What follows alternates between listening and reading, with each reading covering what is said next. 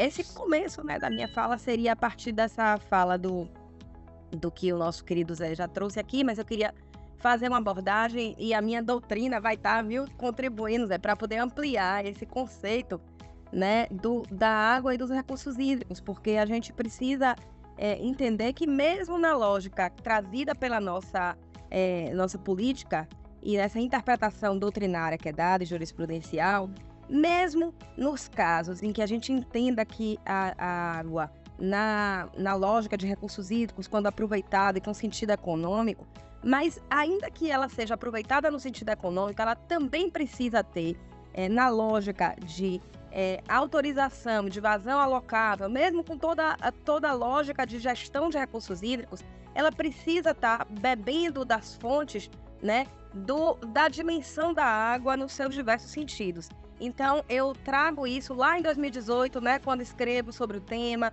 na minha dissertação, e coloco a importância da gente estar pensando os significados, né, dos recursos hídricos enquanto água para a garantia dos diversos direitos. Então, esse é um dos primeiros desafios, a gente pensar a água nos seus significados ecológicos, né? Não tem como você extrair toda a água do rio para os múltiplos usos e não deixar, por exemplo, a água para as finalidades ecológicas, né? A finalidade social, a finalidade cultural, a finalidade religiosa da água, a finalidade econômica, que é uma delas, né, na verdade. Então, realmente, a lógica dos recursos hídricos é uma lógica que valoriza, que prioriza a água como insumo produtivo, como vetor econômico. Mas, mesmo para essa lógica, é indispensável se garantir que a água tenha também a sua função, né, ecológica, por exemplo, na bacia.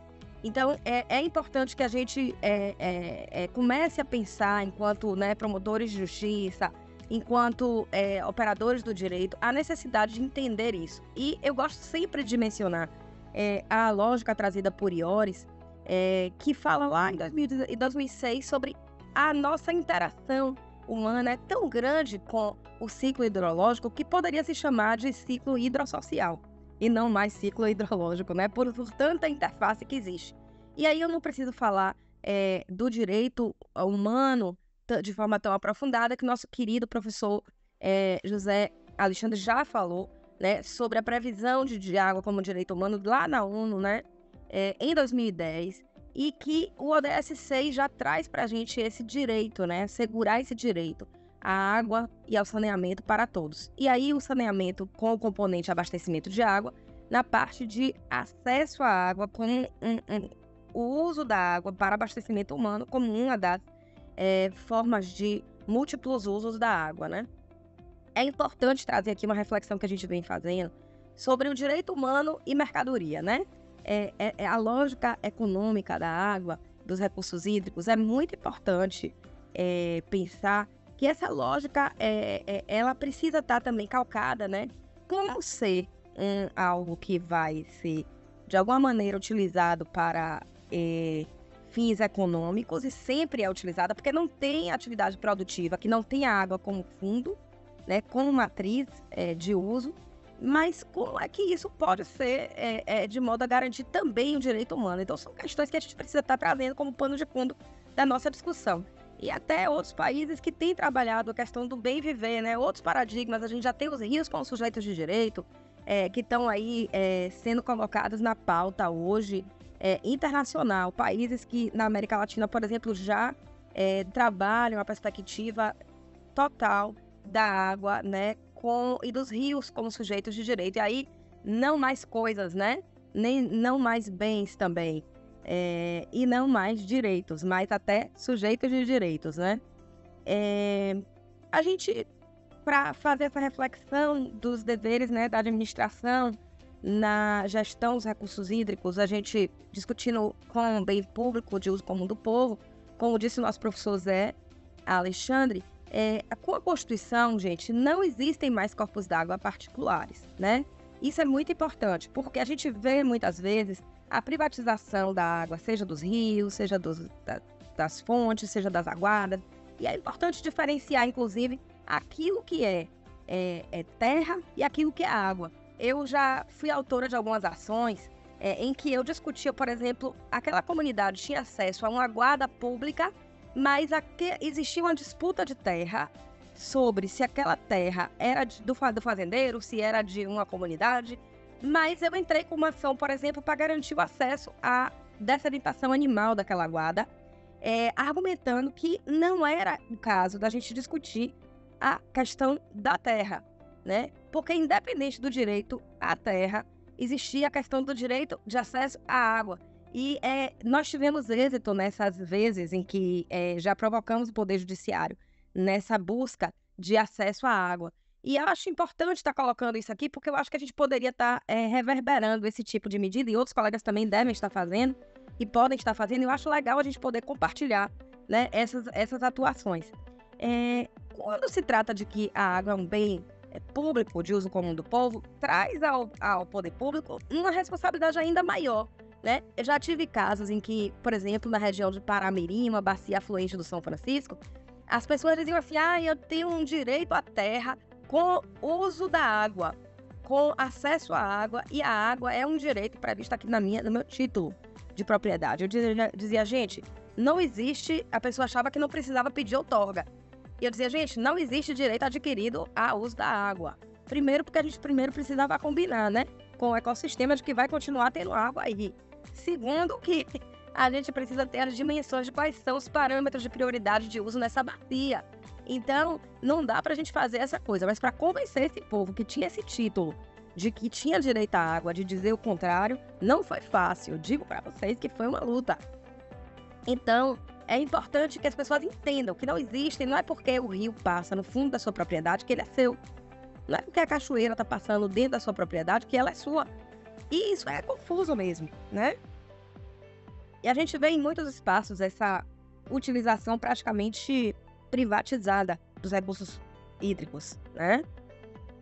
Bom, mas com essa obrigação prevista ao poder público, a essa administração pública que tem que ser competente, eficiente, trabalhar do modo de impessoalidade, todos os princípios, né, que estão previstos para a lógica da gestão pública, é indispensável que o poder público enxergue essa dimensão. Ele tem que estar estruturado para bem gerir. E o que a gente vê na maioria das vezes é ainda a falta de implementação dos instrumentos de gestão, a falta de implementação até mesmo dos comitês de bacia, até mesmo do plano de recursos hídricos, que é um instrumento indispensável, essencial. Então, como a gente vai estar trabalhando? Como a gente vai pensar que o poder público está fazendo todo o seu dever, quando, na verdade, nós não temos os primeiros passos dados? Imagine toda a implementação do sistema. Então, quando perguntam qual é a sua opinião sobre a Política Nacional de Recursos Hídricos, eu digo, não podemos dizer ainda se ela é realmente eficiente em toda a sua totalidade ou não, porque nós não tivemos a sua implementação ainda, né? Seja em diversos estados do Brasil, seja em diversas regiões, a gente tem uma implementação ainda muito deficitária da própria Lei de Recursos Hídricos, né? E nós precisamos entender essa interface entre a água e o ambiente. E muitas vezes esses sistemas eles acabam trabalhando de forma isolada. É como se o sistema de recursos hídricos fosse um e o sistema de meio ambiente fosse outro, né? E, na verdade, a água e os recursos hídricos estão na natureza, né? Eles estão dentro do ambiente. Então, não tem como dissociar. E todas as vezes que isso é dissociado, isso dá problema. E a gente vê, muitas vezes, os gestores de recursos hídricos com a visão extremamente tecnicista, que não evolui para entender que essa integração dos sistemas não é algo de retórica.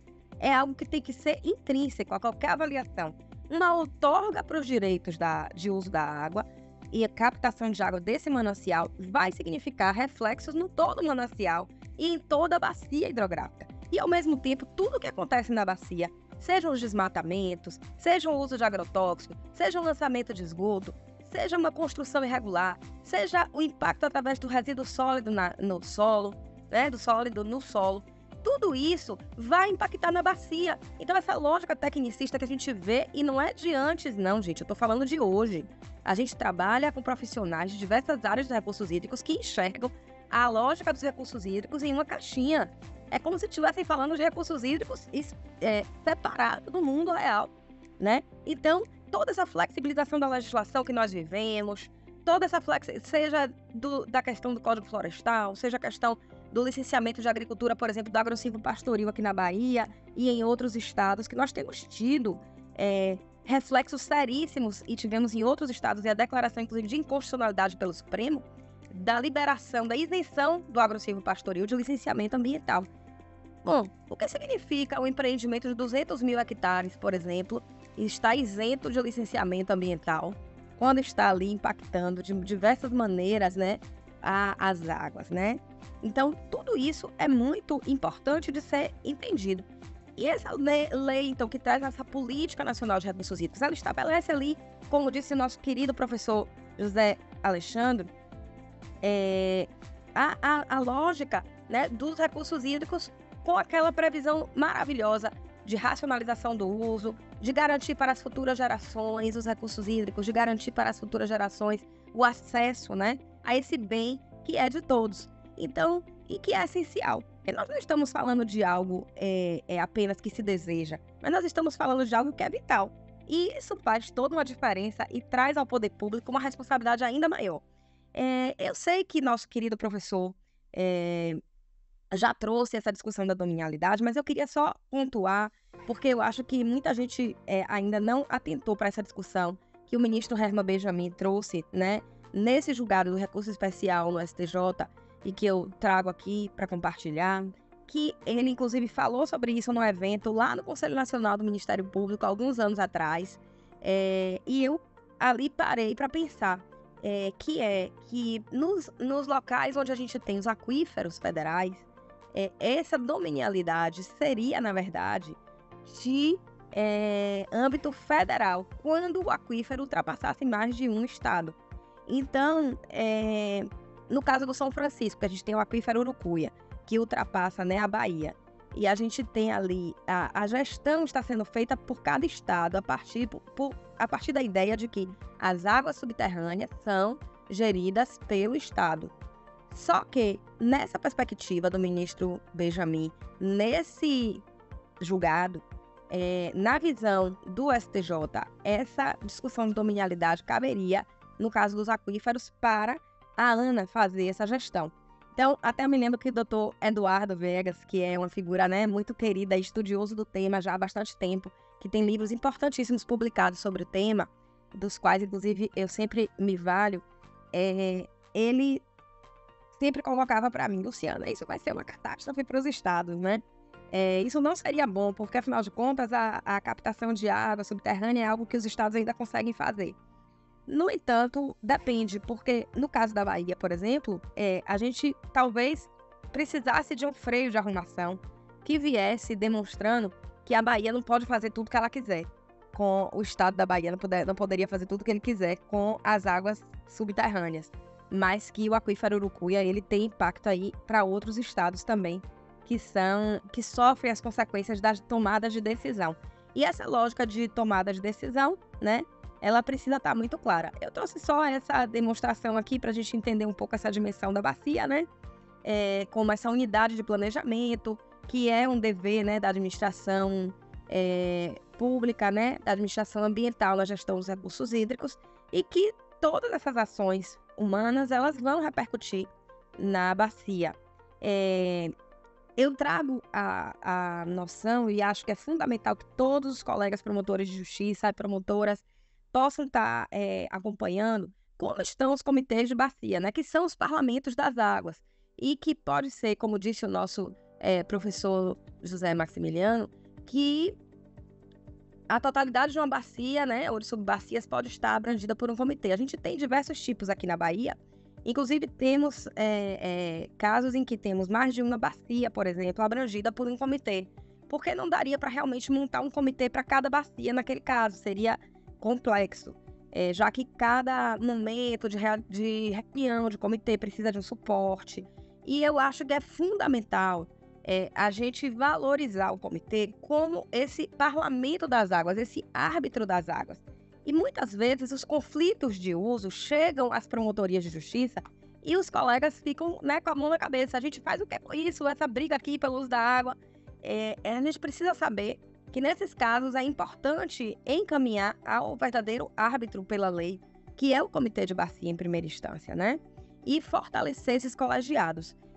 nós vemos muitas vezes que o poder público não tem assegurado essa participação dos diversos segmentos, porque a sociedade civil precisa do suporte para deslocamento, precisa do suporte para estar presente nas reuniões e também os pequenos usuários.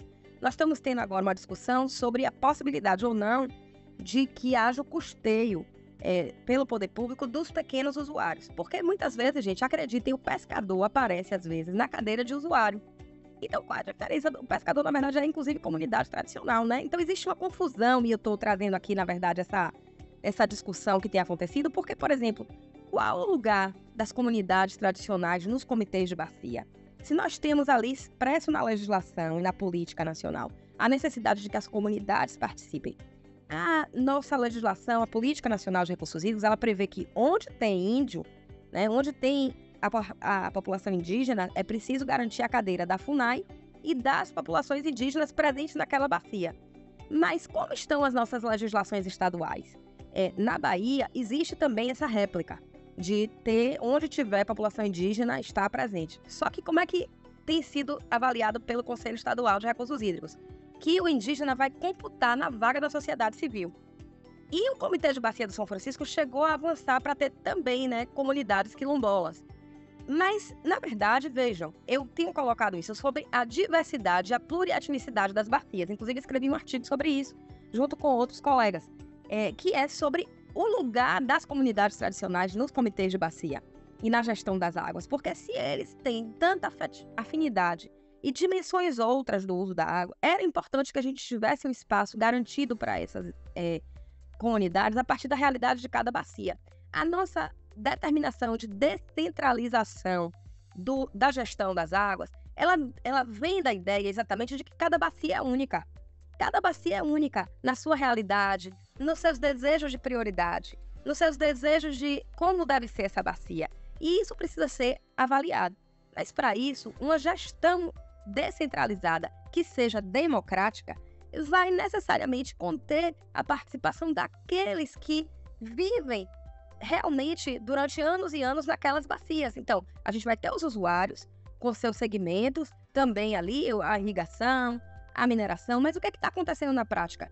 A agricultura está criando uma fundação, está criando uma associação, e aí está entrando na linha da discussão para estar na sociedade civil. Então, está havendo uma disputa em vários lugares que sejam, digamos assim, dominando, né, para tentar ter mais vagas nos comitês, porque também os órgãos, as áreas, né, de atividades econômicas, estão também observando que, poxa, é importante estar nesses comitês, porque eles têm realmente importante, né, dessa atuação digamos assim, de estar fazendo face a seus interesses, o que é legítimo. Mas é preciso que a gente garanta que as comunidades e que as associações e que os movimentos sociais e que as entidades realmente de defesa ambiental estejam asseguradas nesses comitês. E, além disso, gente, que haja respeito às decisões dos comitês. A gente vê que muitas vezes os comitês se reúnem, deliberam, mas o poder público, na hora realmente de cumprir o que está decidido pelo comitê, ele acaba dando um jeitinho de fugir dessa responsabilidade, o que é, né, um absurdo. Estão aí previstos no artigo 38 as competências do comitê, e dentre eles está a aprovação do plano, né? Existem várias obrigações, eu não vou ficar falando delas aqui, muitos aqui já conhecem, mas é fundamental que a gente entenda que para implementar os instrumentos de gestão de forma adequada, é preciso ter um comitê forte, um comitê que esteja realmente acompanhando. E o plano de recursos hídricos, que é o primeiro deles, e aí um dos grandes desafios, eu trouxe aqui o do Comitê do São Francisco, né? O plano de recursos hídricos do São Francisco foi aprovado em 2004 e a gente depois teve já uma atualização e vamos passar a ter uma outra atualização. Está previsto na nossa lei, né, do 6º ao 8º, a previsão dos planos de recursos hídricos. É onde a gente tem um grande pacto ali para a bacia. Você tem uma quantidade de demandas por uso da água para finalidades diversas e você tem uma disponibilidade de água. Você vai ter o balanço hídrico feito ali, nesse plano de recursos hídricos, onde você, em geral, o certo era a gente saber qual é a vazão ambiental adequada, a vazão ecológica, ou seja, o que é que precisa chegar de água na foz, né? Que eu gosto muito de usar esse termo. Eu lembro que na época da transposição do São Francisco, falavam assim, e ainda falam hoje, por que tanto desperdício de água para o mar? E aí eu me lembro, na época, a senadora Heloísa Helena, ela era senadora na época, ela dizia assim, aí combinaram, foi com o rio e com o mar, para o mar não voltar para o rio, né? Para poder não precisar chegar essa água lá no mar. Pois é. Então a gente sabe primeiro da diversidade de ecossistemas que existe quando o rio está chegando no mar, né? Como a gente também sabe que se o rio não tem força para chegar no mar, o mar volta para o rio. É o que está acontecendo na Foz do São Francisco há bastante tempo já. Por não ter tanta força, né, com essa vazão ambiental absolutamente coberta. Então, nós temos aí o avanço do mar no rio, trazendo espécies salgadas para o rio, trazendo bancos de areia, fazendo um movimento inverso. Inclusive, um povoado em Sergipe, do Cabeço, já desapareceu na Bacia do São Francisco, na Foz, porque exatamente não tem essa vazão ambiental, não ficou realmente respeitada lá no início, né? E hoje existe toda uma discussão a partir das crises hídricas que vieram, inclusive, a ter reduções dessas vazões aí durante muito tempo, causando outros vários impactos. Mas nós temos que ter, então, no plano de bacia, esse balanço hídrico, dizendo qual vai ser a vazão alocável para os múltiplos usos, para as diversas finalidades. E o plano de bacia vai prever, então, qual é a bacia que temos, qual é a bacia que queremos ter e qual é a bacia que podemos ter. Isso é essencial, através de a previsão de ações, diagnóstico, prognóstico, planos de ações que vão ser feitos a partir, inclusive, de que ele é a base para que haja uma definição de prioridades de uso. É o plano de bacia que vai definir quais são as prioridades de uso, quando não temos, por exemplo, águas para tudo, né? E também, então, para a outorga, né? E para... O negócio não acompanha o ritmo. Voltar aqui.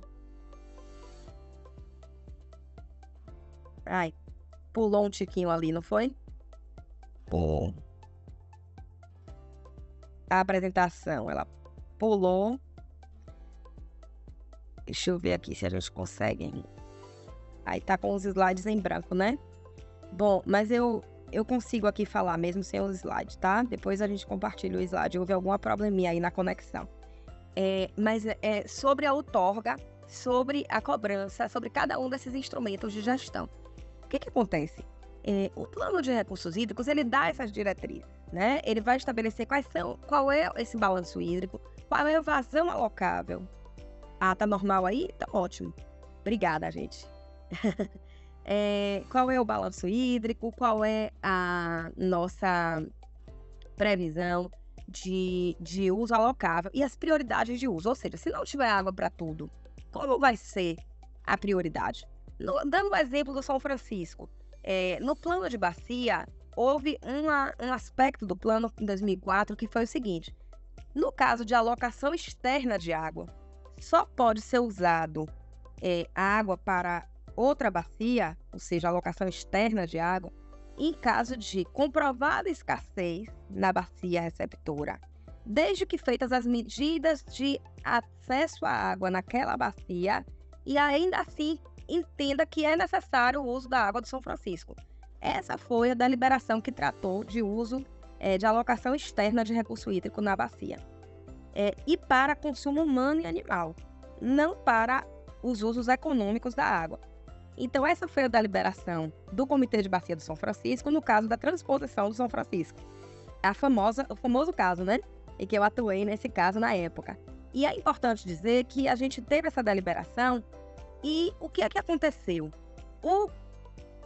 Não houve recurso dessa deliberação do plano de recursos hídricos e, extra essa discussão, houve o uso de um dispositivo que tem no artigo que prevê as competências do Conselho Nacional de Recursos Hídricos, colocando que o Conselho deveria aprovar projetos de uso regional de recursos hídricos, ou seja, não se discutiu essa deliberação que houve no Plano de Recursos Hídricos em 2004, mas se colocou para o Conselho Nacional de Recursos Hídricos algo estanque dessa discussão. E aí, na nossa visão, houve a supressão de distância, né? Quando você não discutiu com o Conselho a revisão da própria deliberação que o comitê deu. Então, houve a aprovação do projeto, mas em desconformidade com o que o plano de bacia previa. Por isso que falei, né? Bom, é importante a gente valorizar os colegiados decisórios, mas ao mesmo tempo é importante valorizar que a decisão deles tenha peso. e tenha valor, porque senão nós desacreditamos os colegiados. E é o que vem acontecendo bastante no Brasil. Os colegiados têm deliberações que não são, às vezes, cumpridas. Então, essa outorga que foi dada, que é a outorga, todos sabem aqui, que é a autorização para o uso da água, seja para captação, seja para lançamento, né, que está lá prevista, inclusive no meu slide que eu coloquei aí, eu botei inclusive os artigos que estão previstos da outorga na nossa legislação. Inclusive a outorga, ela pode ter algum tipo de medida devia ser suspensa, ela não é um direito adquirido, né? Ela é uma previsão de uso a partir de tudo que está normalizado na bacia. E eu faço algumas críticas porque os planos de recursos hídricos, muitas vezes, eles não têm tido o cadastro de usuários conjunto, eles não têm tido a vazão ambiental, então eles acabam trabalhando com uma lógica mais do que existe e do que deve ser, mas sem ainda ter em mente a variável vazão ambiental. E é algo que eu acho, chama atenção para que os colegas possam estar cobrando isso de início, né? Como a gente também deve estar fazendo isso no nosso dia a dia. Eu não sei, é até legal ouvir a opinião dos demais aí sobre isso, mas eu acho que isso é essencial, assim como o cadastro de usuários. Porque tudo fica muito da estimativa no momento em que vai ser feito o plano de bacia, né? Então, são pontos importantes para a gente poder avaliar. A outorga, muitas vezes, ela é feita de uma forma realmente matemática. Tem essa quantidade de disponibilidade de água, usam-se critérios e critérios técnicos. Em alguns estados se usa o critério 7.10, Q7.10. Na Bahia se usa o critério de Q90. São critérios técnicos que vão avaliar quanto de água o rio tem durante o período do tempo para, a partir daí, terem autorização de uso do seu volume médio durante aquele período. Cada estado tem aí a sua lógica, né, de utilização. E esses critérios de outorga acabam sendo critérios matemáticos, mas uma crítica que a gente faz séria é: nós não temos um controle eficiente do próprio uso da água. É indispensável que a gente tenha aí os medidores de vazão, o que parece óbvio, mas não é, porque não tem. Em muitas partes dos lugares não tem. E há uma resistência enorme, né, dos irrigantes a colocar esses medidores. E, ao mesmo tempo, nós precisamos também ter um critério de análise ambiental do que acontece com a bacia após aquela outorga. Nós temos diversas regiões de bacias em que as outorgas são concedidas a grandes empreendimentos e logo abaixo na bacia nós temos rios que estão sem água, né? Então é indispensável que haja essa análise técnica do que acontece pós-outorga. Como está a vida do rio pós-outorga? Nessa análise sistêmica que eu pontuei, né? Não é possível que exista essa lógica apenas matemática de concedo outorga porque tem essa vazão aqui, certo? Mas nesse lugar exato do rio, que tipo de espécie tinha? Que tipo de área estava utilizando? Então tem que ter uma análise um pouco também no âmbito ambiental dos impactos da outorga e também no campo social. Às vezes existem comunidades que são extremamente afetadas pela outorga de um determinado empreendimento e que estão logo abaixo. Então, esses impactos sofridos pelas comunidades, eles precisam ser evitados, eles precisam não existir para que essa coexistência seja harmoniosa, seja de paz, né? E que o acesso à água para o grande irrigante, ou para a indústria, ou para a PCH gerar energia, não significa a falta de água para a comunidade que está logo abaixo e que estava ali muitos e muitos séculos antes do empreendimento chegar. Afinal, aonde os empreendimentos chegam na bacia, existem comunidades, né? Isso é indispensável que a gente possa estar avaliando. Então, a outorga, ela acaba tendo dificuldades sérias, porque ela não tem essa análise. Eu posso afirmar aqui, né, que ela não tem essa análise dos seus impactos. Ela é vista apenas do ponto de vista técnico, matemático. Tem vazão, não tem vazão. E aí, uma outra coisa importante é com base em que séries históricas elas estão sendo analisadas. Porque, e aí é uma questão técnica mesmo, né? Às vezes até chata pra gente que não está muito acostumado. Mas que a gente precisa ir se familiarizando com essas informações para que a gente consiga entender esse contexto. Então, muitas vezes, e aconteceu isso, eu vou mostrar aqui no caso de Correntina, a gente estava vendo a outorga sendo dada pelo órgão ambiental na Bahia, dizendo que estava cumprindo a norma técnica, ok, mas com que base? E a gente foi decodificar isso e viu que não era bem assim. Vou mostrar aqui esse estudo de caso prático. cobrança do uso da água. A cobrança ainda é distante de ser realidade na maioria das bacias hidrográficas. Então, muitas vezes, inclusive, se questiona, precisa ter planos de recursos hídricos para fazer a cobrança? No nosso entendimento, sim.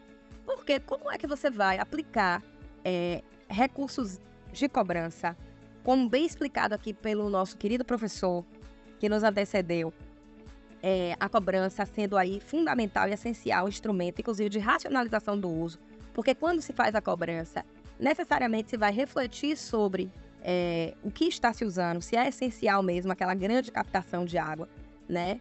E, claro, os usos que são insignificantes, os usos menores para comunidades, para abastecimento humano, eles não serão cobrados, porque existe a previsão legal para isso. E essa cobrança precisa ser feita, mas para investir em quê na bacia? É o plano de bacia que vai direcionar quais são as ações prioritárias. Então, sem o plano de bacia, é complexo você dizer qual vai ser a prioridade, em que você vai investir, em que bacia. O plano de bacia é o que dá o diagnóstico para a gente, né? E aí, a gestão desse recurso, gente, vai ser feita por uma agência de bacia. Até essa agência de bacia, ela existir e pode ser pública ou pode ser uma entidade delegatária. No caso do São Francisco, é uma entidade delegatária, uma entidade da sociedade civil que tem a delegação para fazer essa gestão. Mas é possível também uma entidade pública.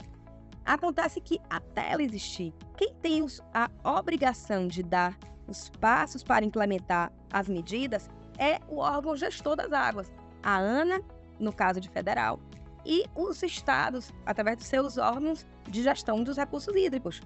Até lá. Então, é importante que a gente tenha entendimento de que é ele o responsável para implementar o comitê de bacia, para implementar as medidas para os instrumentos de gestão, até que exista essa agência de bacia pactuada a partir do comitê. É o comitê que vai deliberar como será essa agência de bacia, que vai ser a secretaria executiva do comitê, que vai, na verdade, implementar o que o comitê delibera, que vai implementar o que ele vai fazer. Então, não é mais o órgão gestor que vai decidir o que fazer. Quem vai decidir o que fazer em termos de prioridade de uso, em termos de plano de recursos hídricos, quem vai aprovar vai ser o comitê. Quem vai decidir, vamos fazer uma capacitação do comitê em recursos hídricos, vai ser o próprio comitê. E com esses recursos da cobrança, vai ser feito o pagamento para essa capacitação acontecer. Essa agência de bacia, quando o comitê tem viabilidade econômica na cobrança, vai existir, inclusive, a possibilidade de fazer uma série de ações que vão permitir uma maior profundidade no trabalho do que o comitê vem fazendo. Inclusive de assessoramento, de contratação de consultorias específicas, como é o caso do Comitê de São Francisco. Me perdoem estar dando mais exemplos do Comitê de São Francisco, porque é quem eu conheço e acompanho desde a primeira plenária do comitê, né? Sempre acompanhei.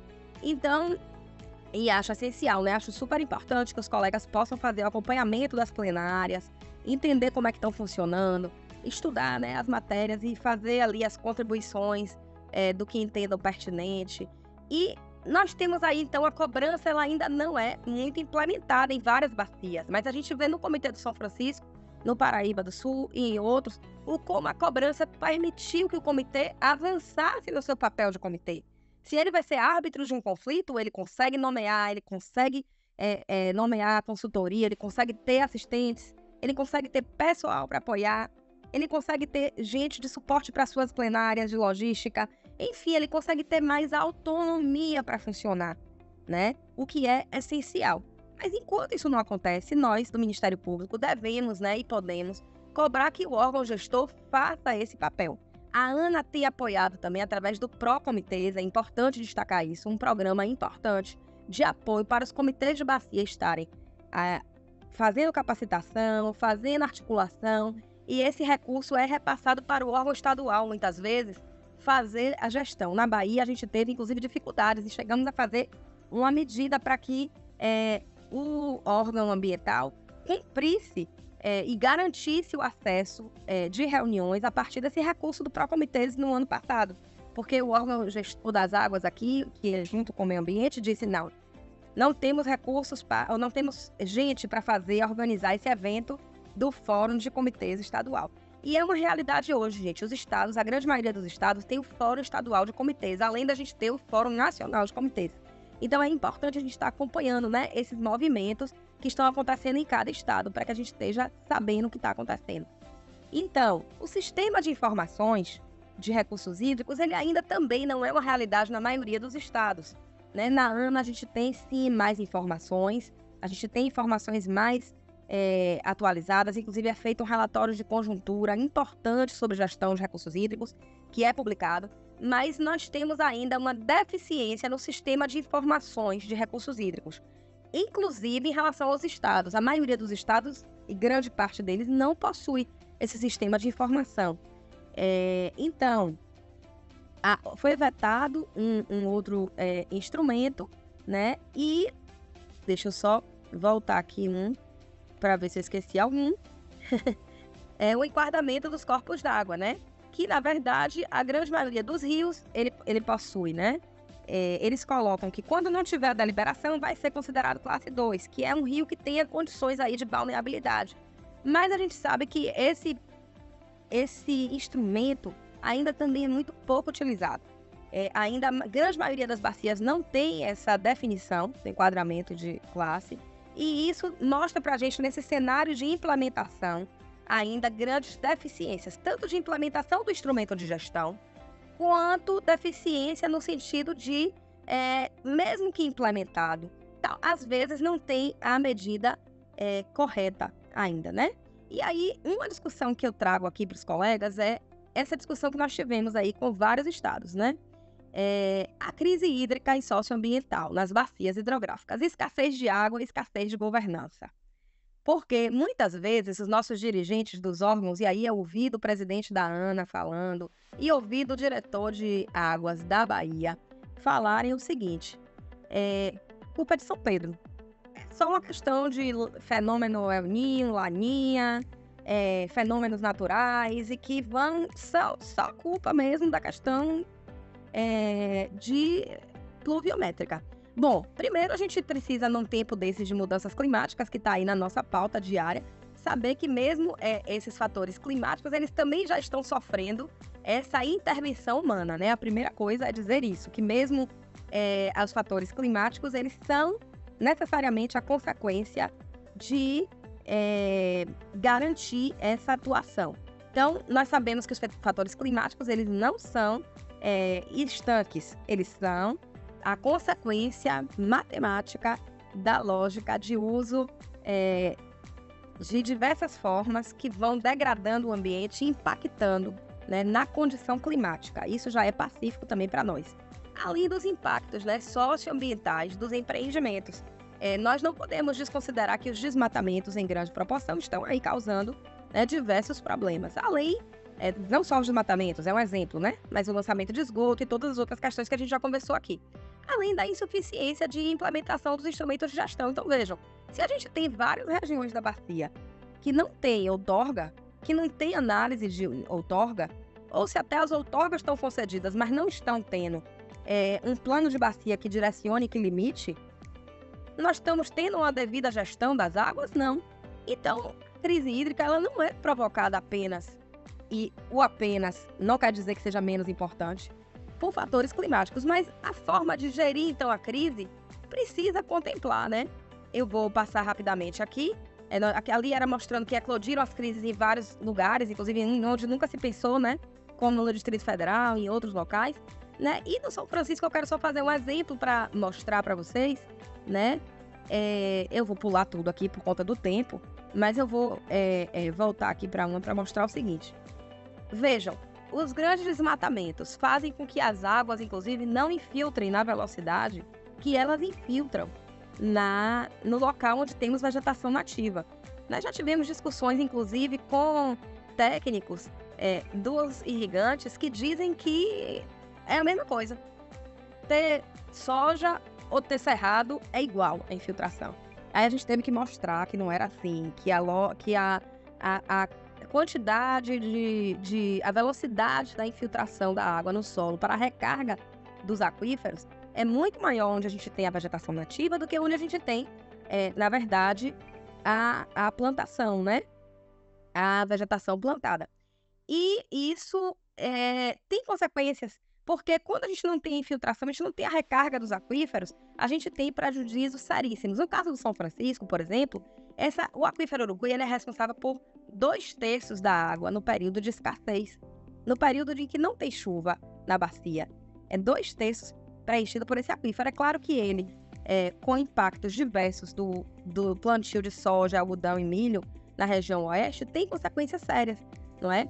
E aí nós fizemos uma análise, eu vou passar aqui direto, gente, já falei um pouquinho da expulsão das comunidades, mas vejam, com um caso emblemático, eu queria mostrar aqui, em que nós tivemos vários conflitos na região de Correntina, isso ficou expresso, as grandes captações de água em rios, em que não tinham, inclusive, grandes vazões, em que levaram a população, depois de muitas manifestações, a chegar a fazer um ato, né?